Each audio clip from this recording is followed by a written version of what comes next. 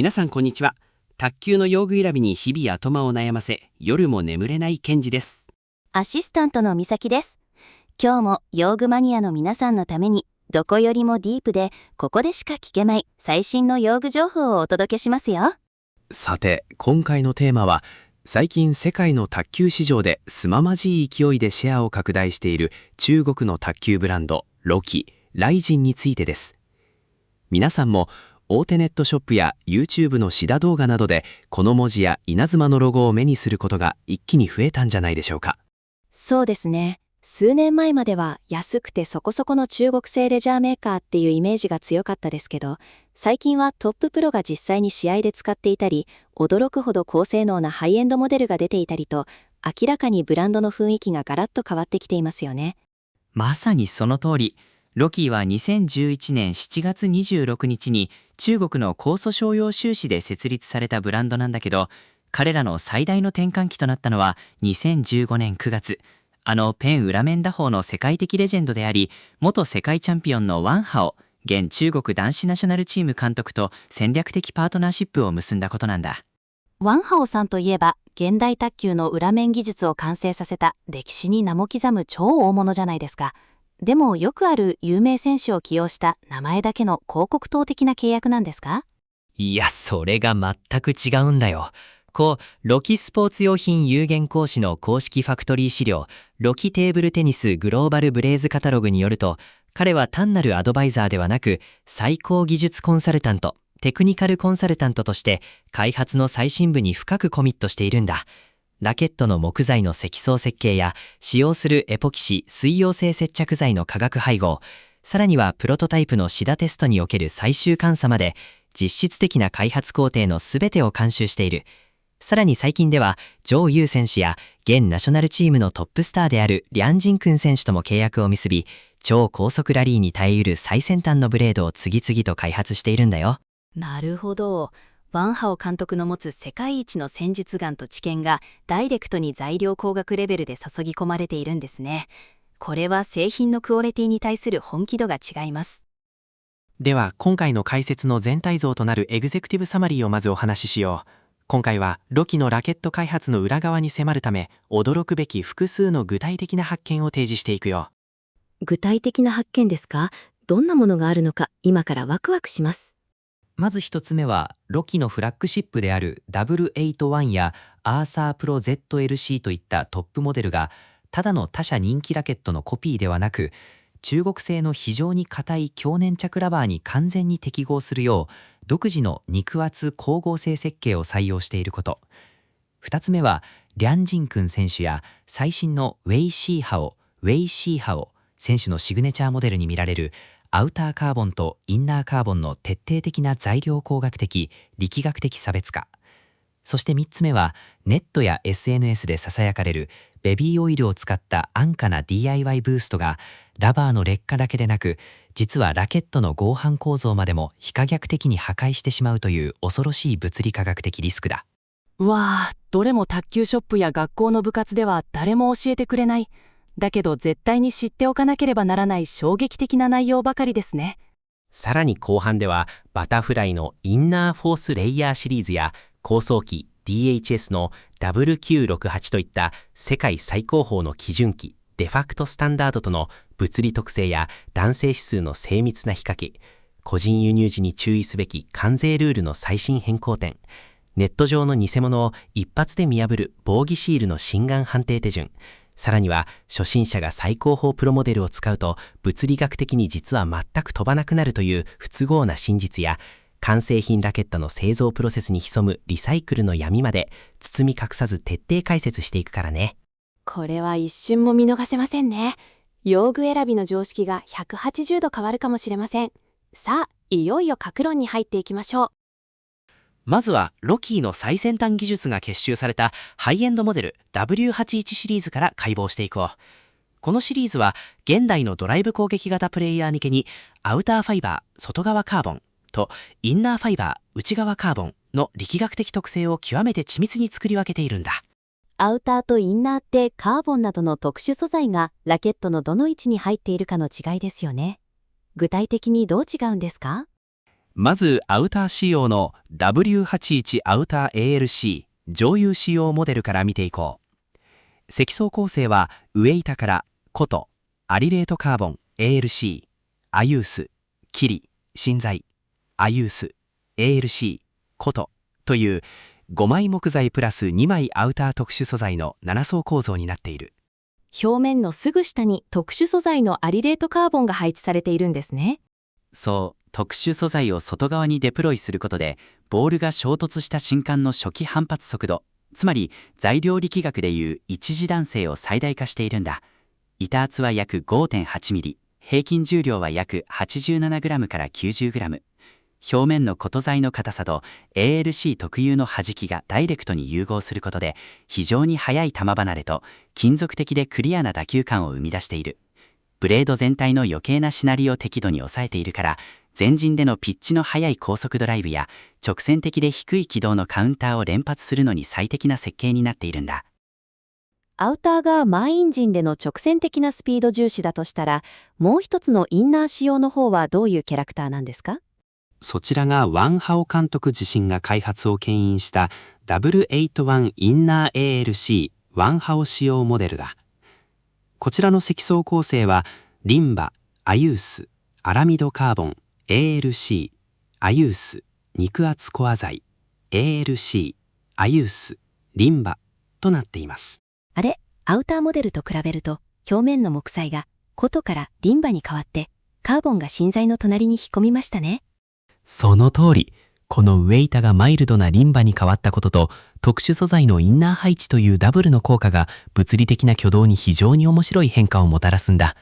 台上の細かい技術や軽いタッチでの返球の時は、表面のリンバが持つ吸い付くような球持ち、ドエルタイムが前面に出て、非常に高いコントロール性を発揮する。でも一歩下がって体全体でフルスイングして強打した時は、ラケットが大きくしなることで内部の ALC 層まで衝撃がしっかり伝わり、隠された反発力が強打時に初めて覚醒するという非線形な推進力を発揮するんだ。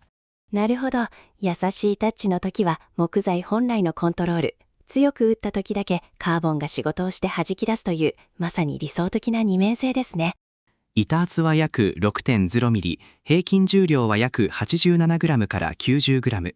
インナーとしては少し厚めに作られているのも、強打時のパワーをロスしないための重要な材料工学的アプローチなんだよ。WAT81 だけでも凄まじいこだわりですが、さらに上を行くプレミアムなブレードもあるんですよね。そう、それこそがロキの材料科学の遺水を集めたアーサープロ ZLC、W81 プロ ZLC だ。これはワンハオ監督が最高合成のインナーラケットとして極限設計を推奨したモデルんだ。ZLC ということは、高弾性と強度を両立したザイロンカーボンが使われているんですか？その通り。しかもただの ZLC ではなく、超高密度に精密に編み込まれたスーパーアミドザイロンカーボン SZLC 相当をインナーに採用している。積層はリンバ、アユース、スーパーザイロンカーボン、アユース、芯材という非常に贅沢な構成だ。超高密度に編み込むと、通常のラケットと比べて何が変わるんでしょう？特殊素材の密度を高めることで、ラケット表面の均一性が極限まで高まり、いわゆるスイートスポット、有効反発エリアがブレードのほぼ前面にまで劇的に拡大するんだ。これによってブレードの先端や根元で打ってしまったオフセンターヒット時でも著しい失速や打球のブレを防ぐことできる。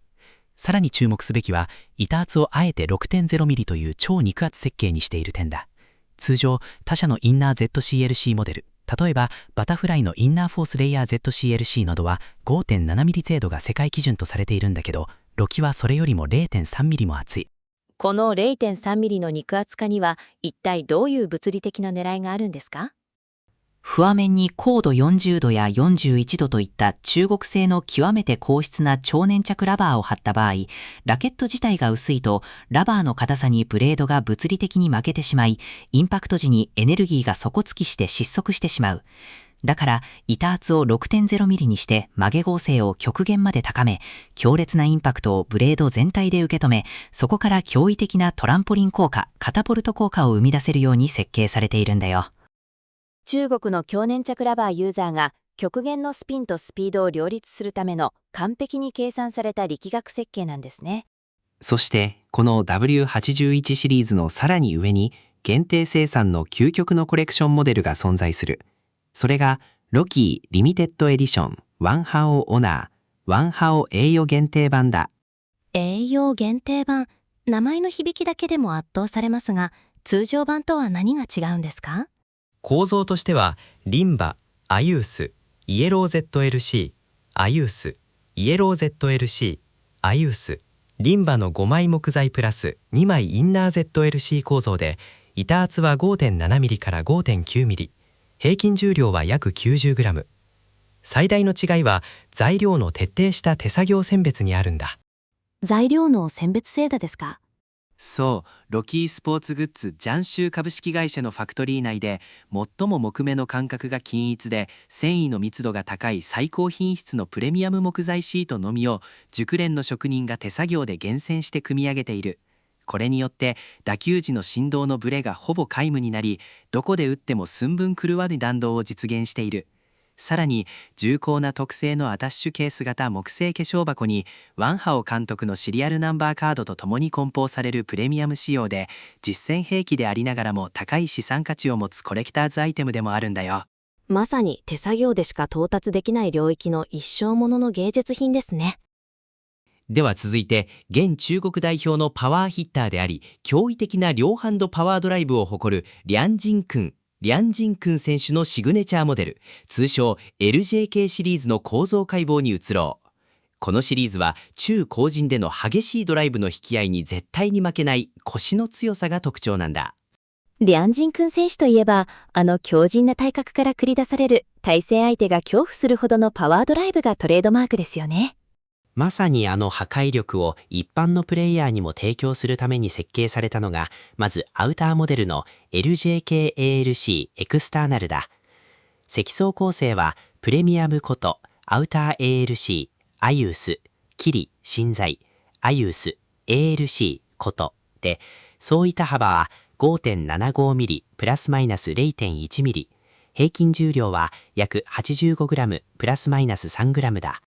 プレミアムことにアウター ALC。この構成、世界的に有名なラケットを想起させますね。素晴らしい着眼点だね。TT ギアラボの検証データによると、この設計はバタフライのファンジェンドン ALC や普及の名作ビスカリアに極めて近い物理的力学的挙動を示すんだ。非常に薄く引き締められた 5.75mm のブレードにアウター ALC を緊密に高圧接着することで、金属的で乾いたクリスピーな打球感を実現している。インパクト時にボールを捉える初期時間が非常に短い、球離れが速いため、相手の強力なドライブの回転をカーボンが瞬時に無効化し、ピッチの速い前陣高速カウンターを打つのを強力にサポートしてくれるんだよ。前線で相手を圧倒するピッチ型にはアウター ALC が最強ですね。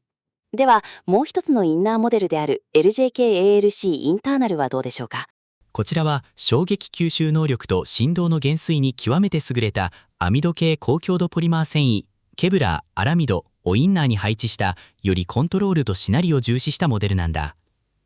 積層はリンバ、アユース、アラミドカーボン、ADC、アユース、ADC、アユース、リンバで、総板圧は 5.95mm プラスマイナス 0.1mm、平均重量は 85g プラスマイナス 3g。アミド系の ADC という特殊素材には具体的にどんな特徴があるんですか？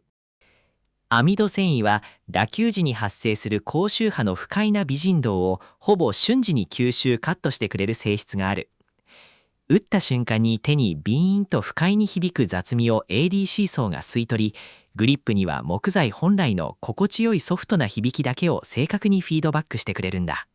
打球時の安心感がすごそうですね。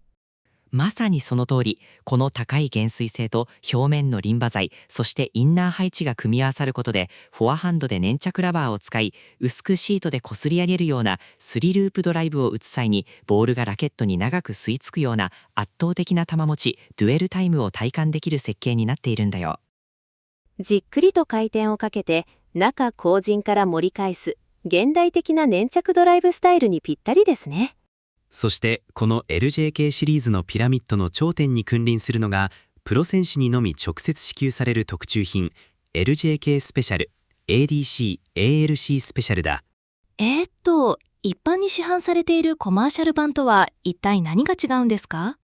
これは LOK の最先端特注ワークショップで、専属のマスタークラフトマンが手作業によりミリグラム単位で重量交差を調整した木材と特殊繊維を圧着して作られている。合板内部に含まれる接着剤の量や木材密度の不均一性を限りなくゼロに近づけているんだ。ミリグラム単位。プロのこだわりは想像を超えていますね。実際、リャンジン君選手が WTT ツアーや世界選手権で使用するために供給されているプロスペックと全く同一の密度と精膜接脚技術で製造されている。そのため、何百回何千回と限界スイングで全力強打を繰り返しても、打球感がミリ単位でもブレることがなく、プレイヤーが込めたスイングエネルギーを 100% ロスなくボールへと伝える。無尽蔵のパワーリザーブ、推進力の余力を提供する究極の特製仕様ブレードなんだよ。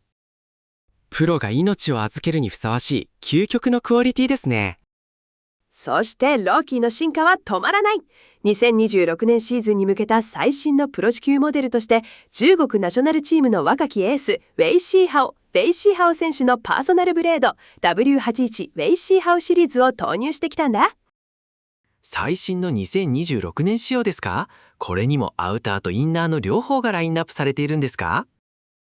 そうなんだ。まずはアウター仕様の W81 ウェイシーハウ ARC。積層構成はコトアウターアリレートカーボン ARC、アユース、キリ、芯材、アユース、ARC、コトで、板厚は 5.8mm プラスマイナス 0.2mm。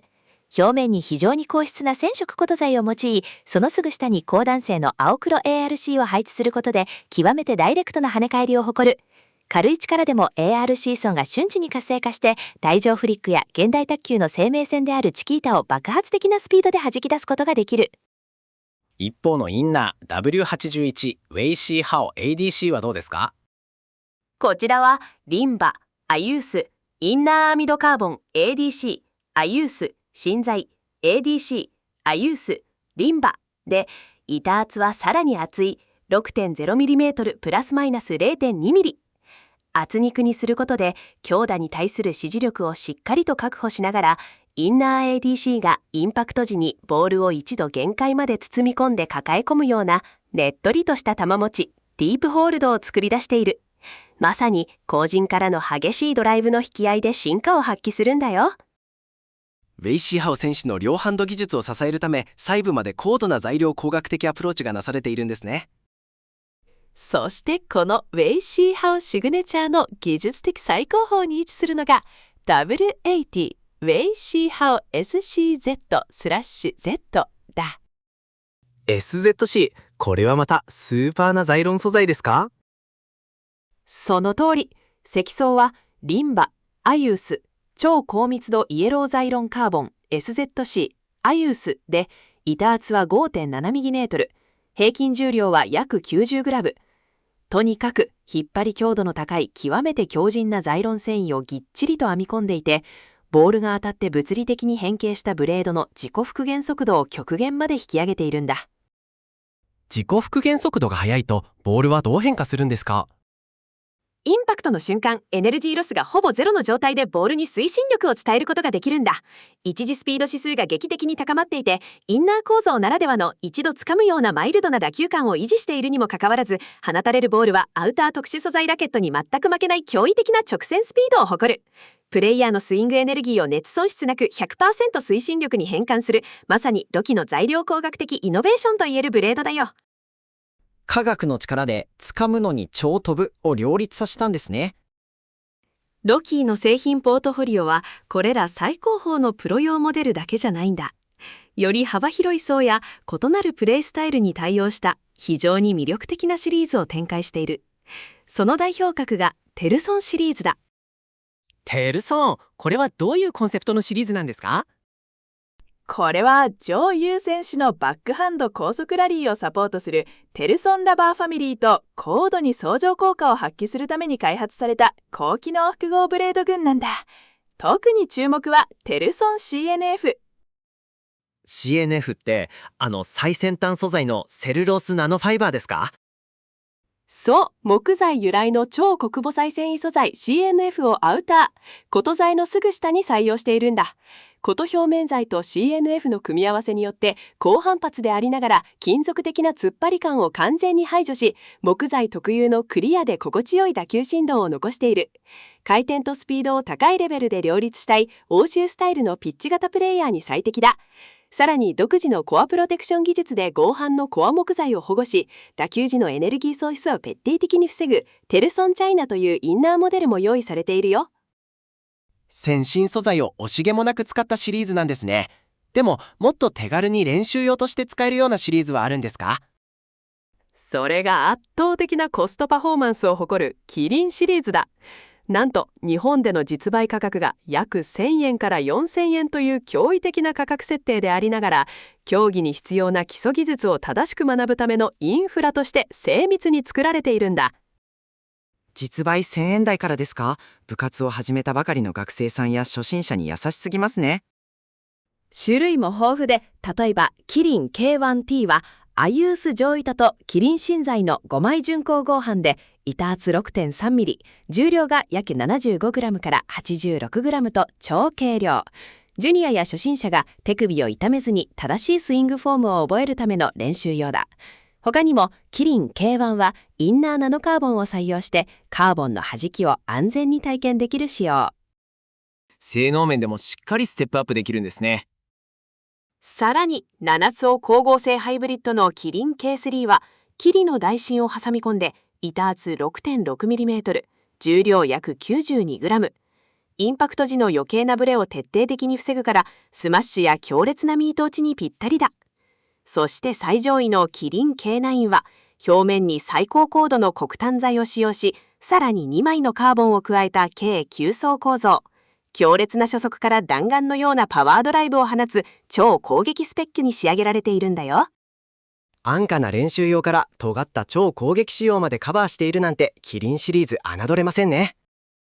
そしてロキのもう一つの巨大な柱が1スターから9スターまで段階的にラインナップされたスターシステム完成品ラケットだ。完成品ってあらかじめラバーが貼り付けてあって買ってすぐに使えるラケットですね。そう、レジャー層や部活を始めたてのプレイヤーが迷わずにレベルアップできるように作られている。まず1から3スターはコントロールしやすい5枚合板に高摩擦ラバーが貼られていて、基本的なボールの軌道をコントロールする技術を学ぶよう。そこから星の数が増えるとどうないんですか？明るく楽しくテンポのいい解説で言う。4から6スターになると合板内にカーボン特殊繊維が組み込まれ始め、ラバーもロキーの大ヒット粘着ラバーである RX ストーン1や RX ストーン3が標準搭載される。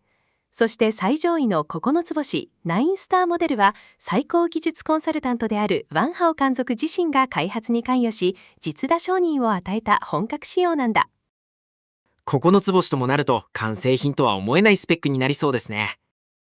5枚木材プラス2枚インナーリレートカーボンの本格ブレードに競技用の最高峰粘着ラバーが貼られていて、完成品パッケージとしては異例のスピード90、コントロール90、スピン94というすぐに公式戦で戦えるモンスター級のスペックを誇っているよ。ここまでロキーの使用ラインナップを見てきましたが、気になるのは他社の定番ラケットと比べて実際の性能はどうなのという点です。よし、そこを徹底的に比較しよう。TT ギアラボの学術的な精密測定データベースをもとに、ロキーのアーサープロ ZLC と LJKALC リャンジン君モデル、そしてバタフライのインナーフォースレイヤー ZLC を直接対決させてみよう。おー、世界王者のバタフライと直接対決ですか？これは見ものです。まず明るく楽しく、違いの大きな違いはさっきも触れた板厚だ。バタフライのインナーフォースレイヤー ZLC がしなりとスピンをかける時間を最大化する黄金比と言われる板厚 5.7mm を厳守しているのに対して、ロキのアーサープロ ZLC は板厚 6mm の肉厚設計を採用している。たった 0.3mm ですけど、物理的な挙動には大きな差が出るんですよね。そうなんだ。板厚を厚くして曲げ剛性を高めることで、スイングスピードやインパクトがまだ弱いアマチュア層でもラケット側の物理的アシストによってボールを容易に深く飛ばせるように設計されているんだよ。ここで材料力学における断面二次モーメントの計算式 I=B×H の3乗 ×12 を考えてみよう。板圧 H がわずか 5% 厚くなるだけで曲げ合成は約 15% も跳ね上がるんだ。これにより中国の硬い超粘着ラバーを貼った場合でも薄いラケットにありがちなラバーの硬さにブレードが押し負けてエネルギーが失速するという現象を完全に回避し、ブレードのパワーで強引にラバーに食い込ませてスーパー ZLC 相当のカーボンで爆発的に蹴り出すことができるんだよ。なるほど。バタフライが掴んでから飛ばすなら、ロキーは硬いラバーも力強く受け止めて弾き出す設計なんですね。では、インナーの絶対王者と言われる高層機 DHS の W968 との比較はどうですか？これがまた設計思想の違いが非常に顕著に現れていて面白いんだ。TT ギアラブの測定データによると DHS の W968 ナショナル用はボールが当たった瞬間の反発力を表す一次弾性指数 EP が特殊素材ラケットとしては異例の低さである 1.68 に設計されている。そんなに弾まないんですか？プロ用なのに？そう。なぜなら中国のトッププロたちは強靭な肉体による凄まじいスイングスピードを持っていて、かつ水溶性接着剤を何度も重ね塗りして弾力のある膜、エラストマー層を作る多重打底を施した強粘着ラバーを使うことが前提だからなんだ。つまり究極のマニュアル仕様。一般のプレイヤーがそのまま使うと重くて飛ばないただの木の板に感じられてしまう。対してロキーはどうなんですか？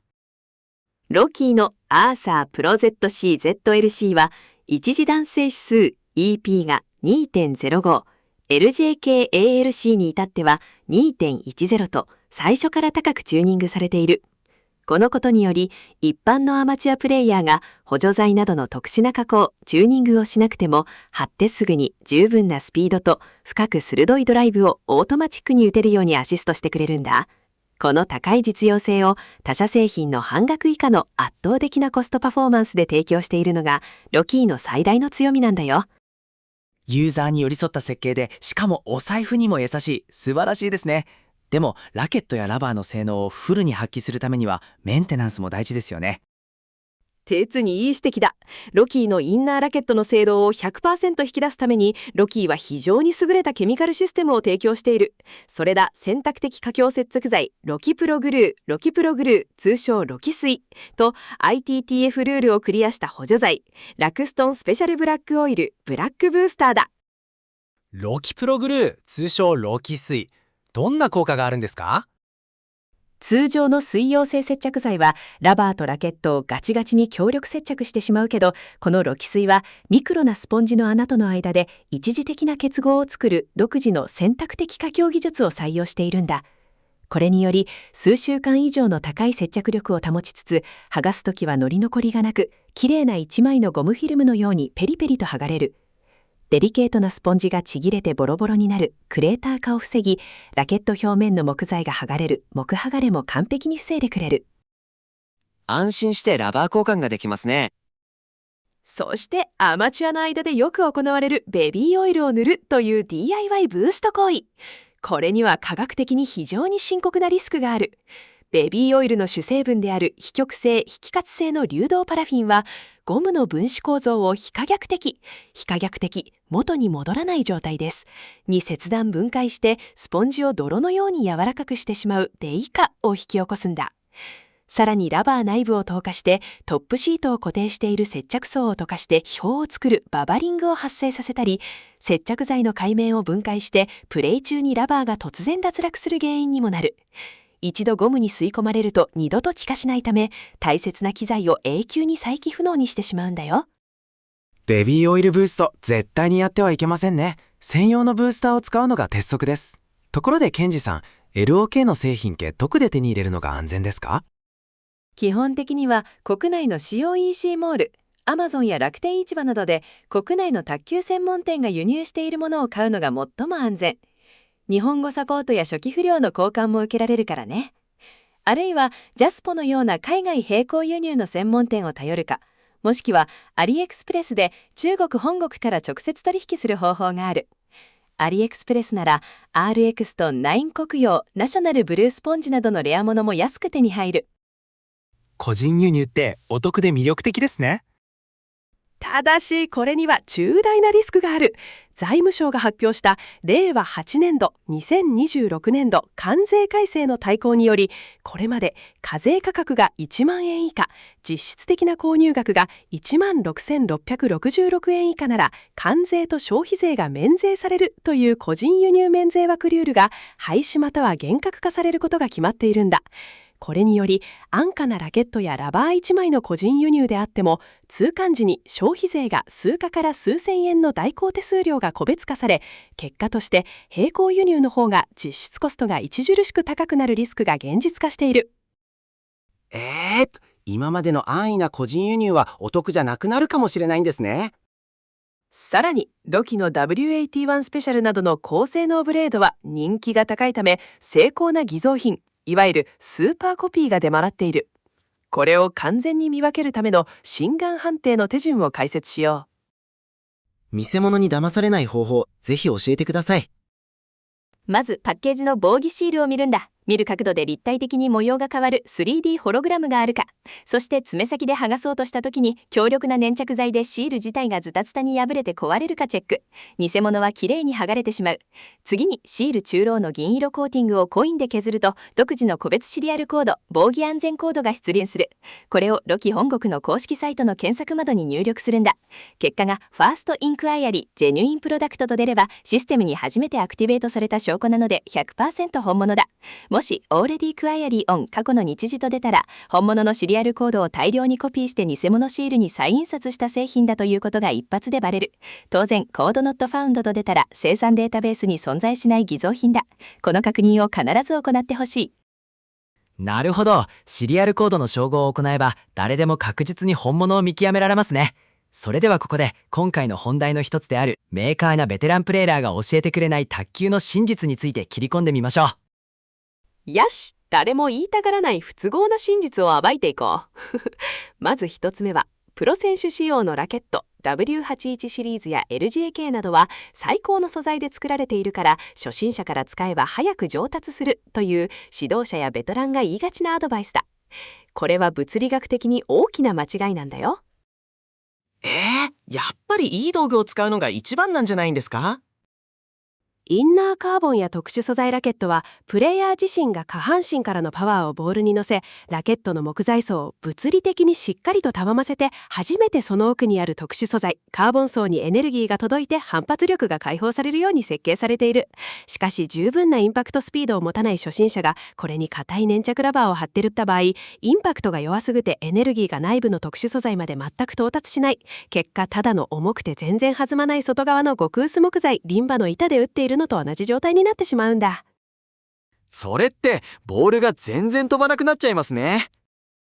そうなんだ。飛ばないから力んでしまい、手先だけで打つ手打ちの装務が慢性化して上達が遅れるどころか手首や肘、肩を痛める原因にすらなる。初心者にはまずは木材合板や少ない力でも適度に弾んでくれるラケットを強く推奨するよ。なるほど。高価な最高峰モデルが初心者にとってはただの飛ばない板になってしまうというパラドックスですね。そして2つ目は完成品ラケットのスターランク制度のマーケティング的な罠と交差落ちリサイクルの闇だ。Qスターと聞くとプロ仕様の極上品がそのまま手に入ると思ってしまうよね。でもこの星の数は国際的な規格でも何でもなく、ただの自社内のマーケティング用グレード表記に過ぎない。製造元のファクトリーでは W81 や LJK といった高価格帯のプロ用ブレードをプレスする工程で、厳格な重量検査や木板を叩いて共鳴周波数を分析するタッピング検査が行われている。そこで規定重量をプラス 5mg 以上超過した個体や木目接着にわずかなばらつきがあるとして選別から落とされた交差落ち品が廃棄されずにダウングレードされ、キリンシリーズや完成品ラケット7から9スターのウッド基板用としてリサイクル加工されていく選別ヒエラルキーが存在しているんだ。星の数に惑わされず、プレードの合板構造やラバーの ITTF 登録番号を客観的に見極める必要があるんだよ。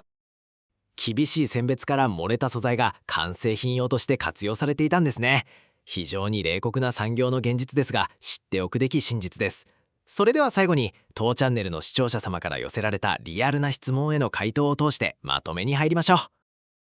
素晴らしい質問が届いているからね。質問のディテールと回答を総括しよう。まず、張本インナー ALC に強氷ネオ3のノンブーストを貼っているが、WH1 Pro ZLC、板合わす 6.0mm、インナー SZC に移行しても大丈夫かという質問。回答はどうですか？結論として、移行初期はボールが想像以上に勝手に前方に突き飛ぶ、球離れが速くなるため、台上処理やスリドライブの安定性を一時的に損なう、オーバーメスが増えるリスクが極めて高いということだ。現在使っている張本 ALC はマイルドで球持ちが良く、ほぼ 100% 自分の加減でコントロールできている。でも、W81 Pro ZLC に採用されているスーパー ZLC、SZC は弾性定数が極めて高いため、ボールが衝突した際の変形からの復元、弾き出しが圧倒的に速いんだ。対策としてはどうすればいいでしょうか？ノンブーストの強氷を組み合わせると打球感が極めて硬くなりコントロールを失う。だからラバーをあらかじめラフストンスペシャルブラックオイルなどの低 VOC ブースターで事前に柔らかく膨張させておくか、あるいは最初から食い込みが良い RX と9 Pro のようなイダテイラバーに変更することをお勧めするよ。道具同士のバランス、そしてケミカルでの調整が必要なんですね。2つ目のリャンジン君シリーズの ALC、アウターと ADC のインナーの違いについても材料力学的なデータがすごかったですね。表面材ことのすぐ下に ALC を配置した LJK-ALC は弾性周波数が約 1410Hz と極めて高く、ネットをスレスレでクリアする低空高速フラット弾道が特徴。全陣ピッチ型向けだ。一方、表面リンバでコア芯材の隣に ADC を配置した LJK-ADC は弾性周波数が約 1320Hz とウッド感の強い低めの音で網戸繊維が衝撃をカット、ボールを上へ引きちぎり相手コート深くに沈む高弧線ドライブを生み出す。引き合いの安定性を重視するなら LJK-ADC が圧倒的におすすめだね。そして3つ目の9つ星完成品が公式戦でルール違反にならないか、またカスタムラケットとの性能差は何かという質問。ラバーに ITTF や JTTA の公認マークがあり、エッジテープなどで保護されていて、規定を満たしていれば公式大会での使用は可能だ。しかし、完成品は長期保管中に絶対に剥がれないよう、非常に硬質な工業用超強力アクリル系粘着剤が使われており、これがスポンジの食い込み、トランポリン効果を完全に遮断する硬い隔壁、デッドゾーンになってしまっている。また、カーボンの密度が粗く、固体重量のばらつきも大きくため、勝ちにこだわる競技者が上達を目的として選ぶ場合は、9つ星に高額を支払うよりも、安価なキリン K1 または K3 に柔らかいテンション系ラバー RX トー3 Pro を別途購入し、自分でロキ水を使って貼り合わせた方が、材料力学的にはるかに高品質で、上達を劇的に加速させる本物の攻撃ギアが完成するんだ。とても科学的で納得のいく解説ばかりでした。用具選びは数字と力学で見るのが一番ですね。今回の真相調査分析報告書の解説はここまでとなります。皆さんのプレイスタイルに合った最高のラケット選びにぜひ役立ててくださいね。ご視聴ありがとうございました。